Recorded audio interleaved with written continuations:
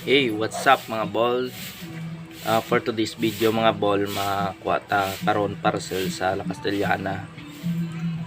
Try ta to karon i-unbox ang aton nga parcel mga ball.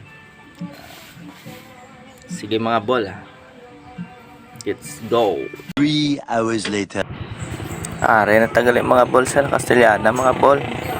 Kita nyo ng dalan mga ball, pakadto na sa Antipolo mga ball. Nagpunto tadi kadali mga ball nga kay makuha sang video muna mga ball kay malakat na ta sa GNT mga ball. 2,000 years later. Ari na tagal sa GNT mga ball, mahulat-hulat ta sa aton nga rider mga ball kay wow ta ng aton parcel.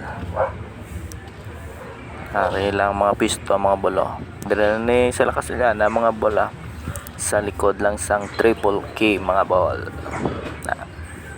Atong aton rider mga are nagali mga ball ang aton nga parcel. Tilawan ta ni abrihan mga ball. Okay gid mga ball, mayo man ang pagpacking mga ball.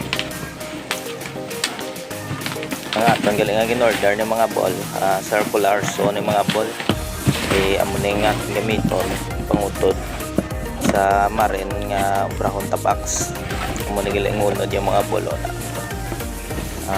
hindi man sila nga bakod ni mga ball. Syempre ang aton bakal ni 1,000 lang ni, worth of 1,000 pesos sa Lazada ta ni ginorder mga ball. Way tabi budget makabakal sing branded nga circular so, pero sige lang mga ball, tiyaga-tiyagaan tarang ni. So mo na gilang iya circular so nasa 1,050 watts, 220 volts ni mga ball.